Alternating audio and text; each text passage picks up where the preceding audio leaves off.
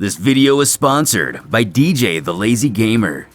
Hey, what's up, KobzArts fam? This is a long video. We got a recap. Over 65% of you guys are not subscribed, so please click the big red button, hit the bell, and the like button. When we last left off, Frieza's deadly return was finally thwarted by the likes of Krillin, and significant changes took place in our fighters. The Universe 6 tournament was arranged, and Universe 7 is much stronger this time around, so things didn't change a whole lot. And we return to this story now. Trunks' timeline is still under threat and of a most unlikely foe. As in canon, after the explosive battle with Cell, in which Gohan showcased some strange, inexplicable power, the hope-seeking swordsman returned home and defeated the evil android menace of his timeline, also exterminating his version of Cell in explosive fashion. Armed with knowledge of Babidi and Deborah's impending arrival thanks to the Kais, Trunks would go on to amass a great deal of power training with them. So much so that when the battle came, Trunks here is actually much more prepared for Deborah in terms of pure power, though the stone spit trick is still a surprise sadly, causing the end of the Z-Sword as it is broken into pieces. And because of that power, the anger felt by losing the Kai's treasured relic is actually what pushes Trunks into the Super Saiyan 2 form. This allows him to take on Deborah completely unarmed, and in this timeline, actually save Kibito, though he is a bit banged up by the end of it. With their victory that day came a fleeting sense of peace, but a disturbing echo of the past rung out. A foe that should not be.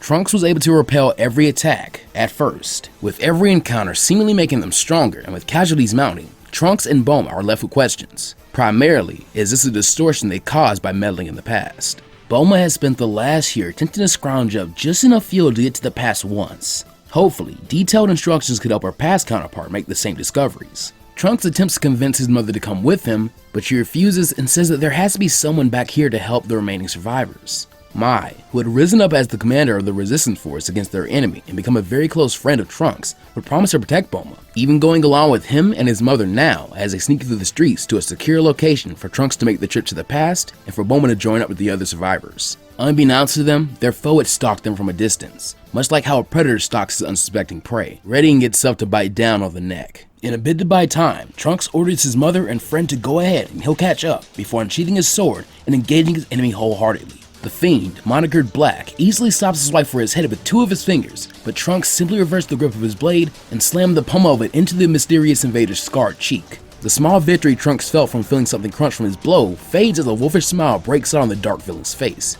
Then he felt his leg swept out from under him before Black unleashed a hellish axe kick that split the ground and Trunks nearly with it. He then stood over and looked down upon Trunks with contempt, but a burst of rapid gunfire impacting off his scarred face interrupted him.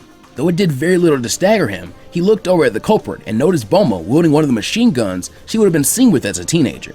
With the glare, the tool explodes in her hand, and sensing a small key above him, he casually smacks the upturned rubble beside him, and Mai, who had been standing atop it, came tumbling down in front of him as it splintered.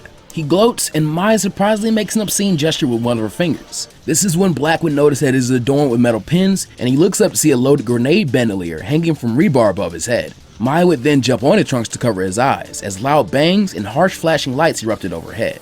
By now, Trunks had struggled to fill his lungs with air again, and unleash a chop to the back of Black's knees to relieve the pressure on his stomach. Rolling out of the crater as Black stumbles back a bit and angrily rubs his eyes, damning the girl. As soon as he felt them get free, he began to randomly release ki blasts in every direction thinkable, hoping to swat them down. Trunks would jump on the opportunity and go for broke, rushing forward, grabbing both Mai and his mother, and flying full speed toward their destination. Then to be safe, he dropped them off and made to go even further before cutting his ki and running back on foot, thankfully avoiding Black as he flew overhead tracking his ki signature where it left off. In the small hangar they hid in, Bulma and Mai had finished fueling the time machine and had just finished the preparation for takeoff when he returned. Currently in a pinch, he does his best to convince them both to accompany him, but they assure him that they will be okay and rush him to go ASAP, because the quicker they can refuel and come back, the better their chances are. Reluctantly, Trunks boards the vehicle and starts the takeoff sequence. The roof of the hangar opens quietly, and the time machine only rises a bit to allow Trunks a chance to check around and see the area is clear of Black. Sighing in relief, he starts the time travel part of the flight sequence and turns to wave to his mom and friend. At that moment, the hangar wall is obliterated, and Black walks in, taking the time to make eye contact with him. A sadistic smile stretches across his face. Tears filled his eyes, but before he could let out a cry, he's whisked to the past and rendered unconscious due to the stress, fear, and exhaustion. Meanwhile, in the timeline we're used to, Trunks and the children of the Pilaf gang, who he is tutored alongside, are conducting a class, and just about to break for the day to allow Goten and the daughters of the other Z-Fighters to come over. On Beerus' planet, Goku and Vegeta indulge in sparring, while the deities relax and snack. And back on Earth in West City, the rest of the Z-Fighters go about their usual daily lives, or what counts as usual for them. That is, until a strange vehicle arrives to Capsule Corp. Not recognizing it, Trunks would inform his mother, who definitely does, and like in the anime's canon, she would go on to call into Vegeta and tell him to return with Goku, who has Trunks power up so that he can instant transmission all 4 of them to Capsule Corp. There, Vegeta and Goku help Trunks out of the machine and soon get him a senzu bean for his wounds. He awakens in a bed dazed, trying to recall the immediate events, glimpses of their trek through the city, his fight with Black, then escaping, and finally his mind settles on a grim scene, the moment Black broke into the hangar and made eye contact with him. That image searing itself into his psyche. President Bulma then walks in to wake her son and is met with a tearful hug not unlike of a frightened child.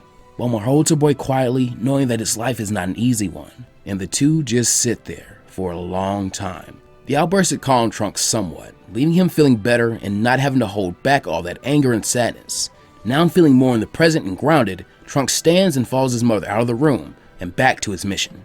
The other Z-Fighters would arrive to Capsule Corp, Krillin having gotten off of work and arriving with the likes of Marin and actually Goten. After his fight with Frieza, the kid had actually approached him to ask Krillin to become his martial arts teacher, a request which had really thrown him for a loop considering whose child this was, but this is more of a story for another day. Piccolo would also arrive, being very surprised to see Trunks back, and with them present, he begins his explanation of the situation. He regales him on his battle with the forces of Babidi and explains the new foe arrived and they had no idea how, but it was a man that looks just like Yamcha, even bearing his scars. But he somehow possesses Saiyan traits that only the Yamcha from the present timeline should have. Beerus and Whis, now intrigued, speculate about how all this could be possible. They don't think Yamcha of all people is capable of such acts, but they also tout that this is the danger of messing with time. That sparks the questions of Yamcha's current alibi, which is conveniently answered when Yamcha's first child, Kurizu, arrives and mentions that Yamcha was with Mr. Satan, her mother, and her little brother, Cheetah. However, everyone's pondering is interrupted as temporal energy condensed and rippled above them. A dark and powerful key launched through and opened time, and there stood Yamcha Black with a sneer. No one could believe it. He himself was surprised by all the people. As everyone is confused, Goku racks his brain trying to figure out what's going on, mumbling about if Ginyu had something to do with this. Vegeta, however, was nowhere near as concerned about the logistics. If Trunks' story were true, then Black was his prey and his alone. He quickly beat Goku to the punch and dashed in front of Black, causing his eye to twitch as he is once again denied a fight. Vegeta, my, this is a treat. Your key definitely isn't Yamcha's. Not that I would hold back if it were him. Don't die too quickly. You've got a lot to pay for. Elated by the prospect, Black rockets forward with a flying knee which slams right into Vegeta's nose. But the Saiyan Prince shows no reaction, shocking Black, who upon landing on the ground, quickly jumps back creating distance and begins to power up. He thinks to himself that Vegeta must be far stronger than he thought and flashes with golden light as his ki howls. He assumes the Super Saiyan form, but Vegeta shows that he is not impressed in the slightest. Back to it, Black charges in with a Superman punch which Vegeta ducks, countering with an uppercut to the chin. Black is pushed back going into a flurry of jabs and crosses, and Vegeta bobs and weaves with each blow, taking care to powerfully counter every other shot. He works the body and sends shockwaves with each blow of his crushing fist. In pain and enraged, Black gets out of Vegeta's range for a bit and throws a vicious roundhouse, but Vegeta moves to his blind spot and lands a devastating cross, sending Black stumbling back. By this point, there will be a very important development.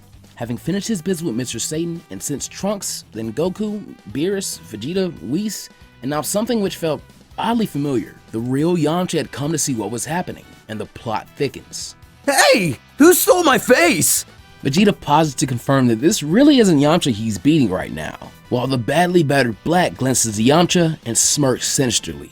Before the beatdown can continue, the force of time begins to pull Black back to where he had been when he used the ring, tearing him from Vegeta's grasp. Snarling at being dragged back, he tries to writhe and fight the force, but he is unable to break it. He finally eyes the time machine that Trunks had escaped in, and quickly tries to fire a small ki blast directly at it to destroy it, much to Trunks' horror, only for Krillin and his versatile Destructo Disc shield technique to deflect the blast. Black damns Krillin, and he disappears.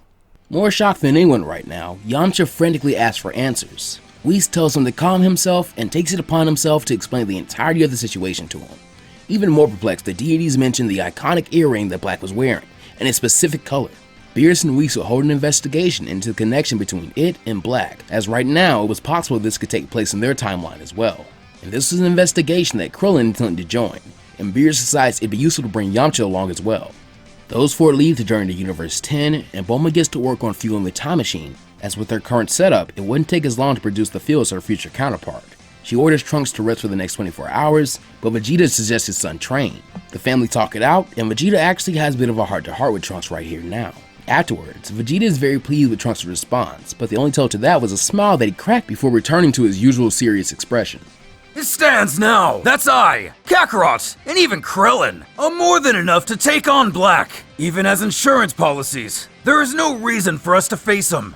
By the time Yamcha and the others return from Universe 10 with more questions than answers, he is informed of the plan and questions why he has a bigger workload than the others, and the Saiyans all give him an answer. Because if someone were to use my face, I'd be damn sure to find out why. Vegeta scoffs, and everyone notices the power of Gohan arriving at Capsule Corp, still dressed in the clothes he wore for work. The other hybrid isn't too shocked to sense that Gohan is still extremely powerful, and his aura feels more matured yet still somewhat lighthearted. The boy that defeated Cell had grown and changed for the best, it seemed. In celebration of the visit, Gohan offers to host Trunks for dinner since he never had the chance to meet his wife or daughter, which Trunks is actually very interested in. This is still a chance to see the life that Gohan deserves in their timeline, and this Gohan who now more than ever reminds him of his own, that he just has to see.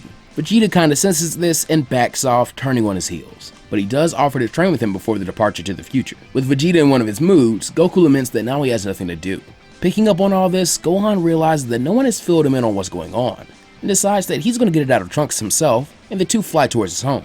After having pleasantries with Gohan's family members and being surprised that he married into the Satan family, this visit is very much the same as the anime adaptation portrayed, except Gohan, in service of his curiosity, would try to convince Trunks to have a bit of a place bar, as it was something that Baby Pan really got a kick out of. Trunks would insist that he actually did have to go because he really wanted to take his father up on the offer to train, but Gohan uses sweet sentiments against him. The baby girl babbled at the warrior from the future, and the name got Trunks blushing like mad. He reluctantly agrees and smiles, and Gohan and Pan dance around a bit. Soon he and Gohan would face off a good few feet away from Mr. Satan, who would sit and watch her with his granddaughter and explain to her all the amazing training he could give her when she got older. Gohan then uses his watch made by Bulma and morphs into the Great Saiyan Man, with poses and voices included, causing Pan to cheer. Trunks sweat drops, but when he hears Gohan speak low so only he and Trunks could hear, he is actually very caught off guard. He's shocked at the change in attitude, but he ends up having to block as Gohan had closed the gap between them with his fist poised to punch a hole in Trunks. He apologizes, but asks Trunks to go all out. He then shocks him further by backflipping in a familiar form and firing off a one-handed ki blast towards him. Finally realizing that Gohan isn't playing around and he really is even stronger than he thought, Trunks powers up into Super Saiyan and slices clean through the attack, only for a shadow to appear above him, and he just barely blocks as Gohan attempts to stomp him into the ground. Thanks to his reflexes, Gohan lands on the flat of the blade braced by Trunks' other arm. Gohan is pretty impressed and he praises Trunks, but he tells him that he knows he has to have more than that before leaning his head down. In the next moment, his helmet shot off, bouncing off of Trunks' forehead. The swordsman nursed the new bump on his forehead and asked Gohan what the hell he was doing, but he was silenced as he recognized the red glow now around Gohan and his spiky red hair. He'd only seen this once before, but the presence he'd felt and the disappearance of Gohan's ki was still scary to him. Gohan explains that they had finally discovered what this form truly was, and reminds Trunks to give him everything he has. The hero from the future nods slowly, and he shows Gohan his own version of the Super Saiyan 2 transformation, which Gohan had also mastered. After assuming it, he feels pride at Gohan's smile of approval, and he lost himself in having fun in the spar for the first time in many years. Meanwhile, back at Capsule Corp and sensing Trunks and Gohan's ki, Vegeta would go and retrieve the kid version of Trunks and proceed to order him to follow him before taking off towards Gohan's residence. They stop high above in the air and look down to see huge yellow and red keys crashing and blowing a fierce wind around the entire area of the house, while Mr. Satan held onto a tree for dear life and Pan sat cradled in his arms, cheering at the chaotic and awesome battle. Vegeta speaks to the present version of his son and tells him to look upon his future counterpart. He explains to Kid Trunks the difference between their timelines, and more importantly, the fact that this is something that Trunks is capable of, and shouldn't squander by slacking on training. He really tries to drive home to Trunks that there are some limits that being naturally talented won't let you break. The young hybrid was in awe as he watched a version of himself taking on the godly power of Gohan and not doing bad at all. It was an impressive feat, and one he never really felt that he wanted to achieve until now. Excitedly, he looked at Vegeta and asked if they could please start to train together again. Back in the spar, Trunks is realizing that Gohan is still holding back, and he pushes him to strive harder and harder. Truly enjoying this, he begins to lose himself in the single-minded attempt to best his friend, and Gohan really appreciates this. But sadly, Gohan's alarm for the 10-minute round goes off. He then thanks Trunks for the spar and apologizes for deceiving him. This causes Trunks to want to tell him everything. The two would float in the air for a while longer as Gohan is filled in. But then, interrupting Trunks' story, a small attacker barrels into Gohan's chest and unleashes a barrage of high-power punches accompanied by gleeful laughter. Gohan, unprepared, is winded and sent careening into the ground as he, Trunks, and Mr. Satan's eyes bulge out in surprise, seeing Pan's mighty aura flared as she cheers at emulating her father. Everyone is shocked, not having been aware just how powerful Pan is. After calming her down and saying their goodbyes, Trunks will return home to KobzArts, very happy to have taken the chance to meet Gohan's family and test his power against him. Part of him really wanted to ask him to tag along to the future tomorrow, but he truly did want to try for himself one last time and didn't want to pull Gohan into a dangerous situation, even though he has kept up his training. Vegeta would be the only one awake once Trunks returns home, and the two speak on the visit with Trunks mentioning Gohan's god form and even Pan's surprising power. Vegeta is interested in this, and talks about Gohan's potential always being a mystery, and even informing Trunks that Pan might be the first child to have inherited God Ki. And he suggests that Trunks may have gotten in way more training than he thought he did, and suggests that he go and get some sleep. The next morning, KobzArts would be abuzz with most of the Z-Fighters initially present. But today, a new development takes place, and Whis informs Goku and everyone that Grand Zeno was asking to see him. Remember, the Terminator Destroyer still took place in this timeline, even though only Gohan and Yamcha really fought, and regardless, and if Zeno arrives at all and talks about a cross-multiversal tournament, I don't see Goku not approaching him. Beerus stays at KobzArts and orders Goku and Whis to go and see what Zeno wants with the Supreme Kai's help. They can continue their investigation later. This now frees Krillin up and Vegeta asks what his plans are. He then suggests that the short Saiyan has nothing to do, he should come to Tien's with him and train with them, mentioning that the human had actually gotten much stronger and was wanting sparring partners to help teach his students. Today, Yamcha had brought his entire family along to see him off to the future, and told them that he'll return as soon as possible. Once again, Gohan's ki is felt approaching the residence, but this time when he arrives, he is in a combat gi. He explains that he had been thinking it over last night, and he really wants to be there to lend support to Trunks, to which Trunks happily accepts, and Yamcha complains about Trunks not being this excited when he joined him. He laughs nervously, and the three float up and squeeze into the cramped vehicle, now barely able to wave at everyone. The flight sequence starts, and they venture back into Trunks' timeline.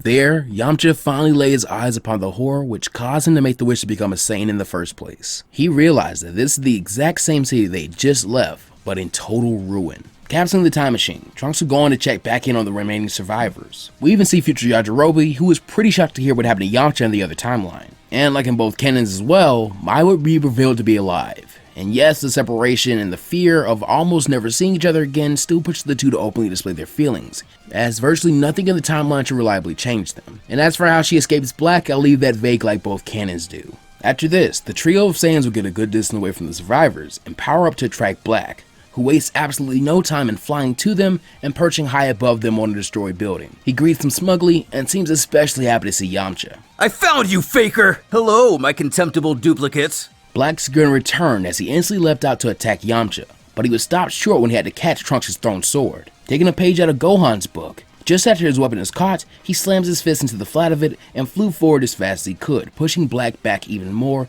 and transforming straight to his Master Super Saiyan 2 form to go all out from the start. As Black is driven back from the inertia, Trunks will regrip his weapon and execute his Shining Slash maneuver. While not able to cut Black, the high-speed attack overwhelmed him and gave Trunks some room to breathe before a slight movement of his palm let him land a powerful point-blank ki blast that sent Black flying into the ruins of a building. Trunks looks down in his body and feels more power inside him than before. Gohan notes that he noticed this when he and the others sparred against each other in their god forms the first time, and when they fought Beerus, and most recently with Tien. Battling opponents with God Ki was amazing training, and he honed his god form much farther than anyone else had so far. From the rubble, Black steps out and scowls while dusting himself off, only showing a small burn mark from where the blast had hit him. Vegeta had been much more powerful than I'd ever thought possible. The absolutely excruciating pain he put me through, the utter humiliation and divine rage I felt in that moment, this genius body, and the Saiyan ability to power up from near fatal wounds. All this came together to show you Saiyans what true divine power is. Refusing to give in, Trunks rushes back towards his opponent and desperately unleashes every physical attack he could, but every slash, punch, and kick was dodged or parried without issue. Finally, Black would counter by dodging to the side and unleashing a powerful kick that snapped Trunks' head back, before the imposter allowed his other foot to leave the ground and he spun to deliver a drop kick and floated before hitting the ground, just as Trunks is sent into the same building he was, and the structure comes crashing down on him from the force. But he did not move afterwards. Gohan, concerned for his friend and knowing that he currently held the sensu beans they came equipped with, would rush over and begin to quickly dig through the rubble to find them. Black scoffs, unimpressed, and hones back in on Yamcha, who is now the only man to face him. The genuine article then declares that he'll be the one to truly punish Black. He then begins to power up, and blue light explodes outward as Yamcha reveals the pinnacle of his power and confidently gives Black a thumbs down. He then taunts Black, but the imposter is not shaken. Malevolent pink and dark purple energy flood out of Black, and he reveals what he calls Super Saiyan Rose. The power even caused Gohan to shudder as he finally lifted the largest chunk of rubble off of Trunks and rushed to give him one of the 3 senzu beans they had brought with them. Yamcha could also feel that Black's power had grown by a lot. Fear actually crept into his heart, and his confidence waned for a split second. It wasn't allowed to go further than that because of Black's next words. He asked Yamcha why he mentioned avenging the people of this timeline, but never his own family. The frown Yamcha wore immediately hardened to a harsh glare, and he asked Black what he just said. Clarifying, Black informs that he killed the family of the Yamcha that he took this body from. The mere thought of failing to protect his family, which he held so dear, causes a deep-seated rage within Yamcha to erupt out and increase the intensity of his flowing blue ki. The sound of his flaring sounded almost like the call of a wolf, as Yamcha's enraged Neo-Wolf Fang fist brought him clashing against the source of such anger, who responded by allowing his body to instinctively use the same technique, but with a twist from whoever was controlling the body. Dense claws of hardened ki formed around his hands, and it made every blow by Black more devastating, and the sheer battle speed had already picked up by a lot. As they fought in near-perfect mirror of each other at high speed, they moved back and forth through whoever's momentum using the Wolf Fang fist. Before long, the sky was filled with streaks of pink and blue, and with every collision the Saiyans exchanged blows. But this was something Yamcha couldn't keep up forever. Feeling each exchange more and more, he would come to realize one crucial thing. Although Black's variant was stronger, it had been evident that Black was still new to the technique, leaving himself open right before they'd clash. With this knowledge, Yamcha would take charge, bursting forward one last time, bringing both hands together to form the Wolf's Bite finishing blow, but with a twist. As his hands made contact with Black and began to blow him back from the force, he immediately charged up a God Ki-fueled Kamehameha and fired it point blank through Black's stomach. Wounded, the fake had fallen back to the earth, sporting a giant hole, barely clinging on to life. Yamcha finally collapsed as well, with his arms covered in gashes and blood. He couldn't even maintain blue anymore, but he fatally injured Black. You're not even good enough to be my fake. Gohan! I'm done for today. Knock him out of the park so we can go home, would ya? Gohan would comply and order Trunks to get Yamcha one of the senzu beans. Then, making his way towards the shuddering and bleeding Black, Gohan prepares to save the future. He comments how fascinating this experience was, and says that it's time to pay their debt. But strangely, a Kai would teleport directly above Black and order the mortals to step back.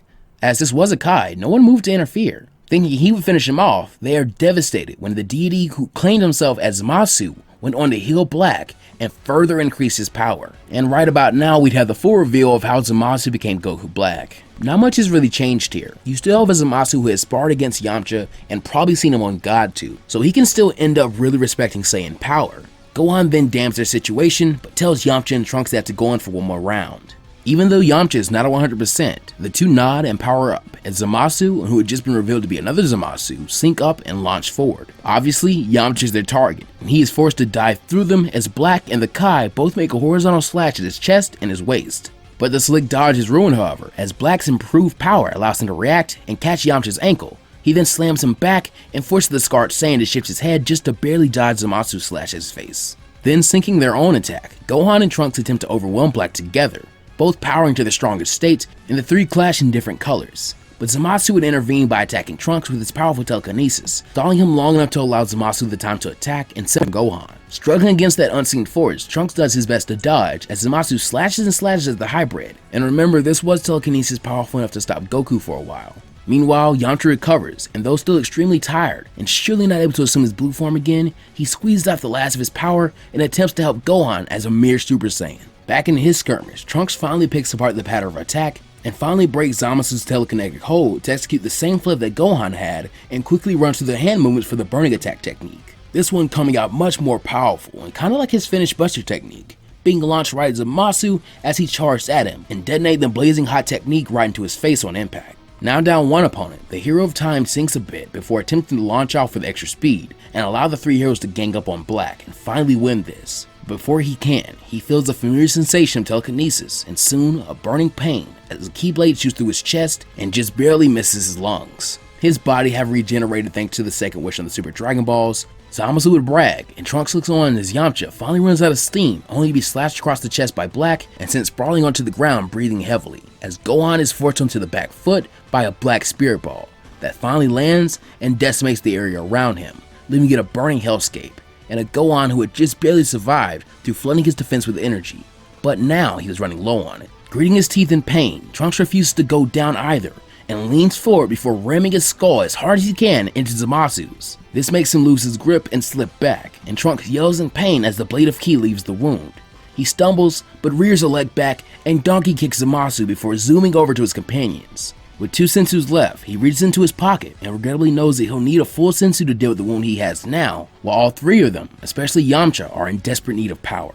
Chomping down on it and back to full, he rushes to Yamcha's aid to try and get him half of the sensu beam. However, he is nearly knocked out of the air by Black if not for the interference of Gohan, attempting to block the blow for his friend. The 2 of them only make it easier for Black to send them both tumbling into a heap with Yamcha though, thanks to a powerful push kick that hits Gohan and takes out Trunks as well. Zamasu, also fully healed, returns to Black's side and snarls down at Trunks and the Saiyans. Still angry, he makes sure that the Saiyans know that they are below them. The 2 then agree that they have worn out their use, and to share the deed they rise into the air to charge up their holy light grenade technique. Our heroes are forced to stare up at their doom. And that's when Trunks notices Mai and Yajirobe, getting his attention by flashing light from a broken piece of glass. He understands that they're here to help, and he uses the solar flare as quickly as possible. The area fills up with light, and Black and Zamasu are caught off guard by it, and it blinds them. When they regain their vision, they are enraged to see their quarry gone, and they unleash the blast they had charged to punch the earth. Not extremely far away, and with all their ki dropped as far as possible, Trunks, in the best shape of all, splits the last sense between Gohan, who afterwards is in decent shape, and Yamcha, who afterwards is nowhere near. Always want to think things through, Gohan laments that this is gonna work, and reluctantly says that they need help. Trunks agrees and decides that he can send both the other Saiyans back to the present. But Gohan is not having this. He is not leaving Trunks alone again. Taking the reins, he decides that Yamcha will go. He's sorry, but he's just no good in this situation. They need the cavalry, and they need a way to deal with that Zamasu guy. Barely able to talk still, Yamcha's Saiyan pride erupts, but he can't put up any real showing of dismay right now. He really tries to argue with Gohan and tell him that he's the oldest. He should be responsible. He's not letting 2 men he's known since they were boys throw their lives away so he could be a coward again. And unfortunately for his ego, he was the only one to hear his complaints. Gohan and Trunks load the still injured Saiyan into the time machine and set it to depart. They order Yajirobe and Mai to get a head start on their getaway, and accompany the time machine up into the air in case Black and Zamasu appear. With the sky clear of enemies, Yamcha is forced to tuck his tail between his legs and pray that his own failings don't get his friends killed while they're trapped in the future. And this, Plus Ultra fam, is where we leave our story off for right now. Hey guys, thanks for staying to the end. Once again, this won't be too long of a sign out because it's already a pretty long video. If you stayed all the way to the end, please comment #TimeMachine. Now first off, massive shoutouts to KobzArts for bringing Yamcha Black to life and the new Yamcha Blue you saw in this chapter as well. Thanks to Oxnagadaba for being a great writing partner as always, and to you who watched this video, I cannot express the gratitude I have towards you. I'd also like to really stress to you guys about being sure to hit the like button on videos that you enjoy, or even just videos you see me make. It does a lot to help the video perform better, which is just a boost overall. Like, it'd be really dope if we hit like 3,000 to 4,000 likes on this video. I'd really love that.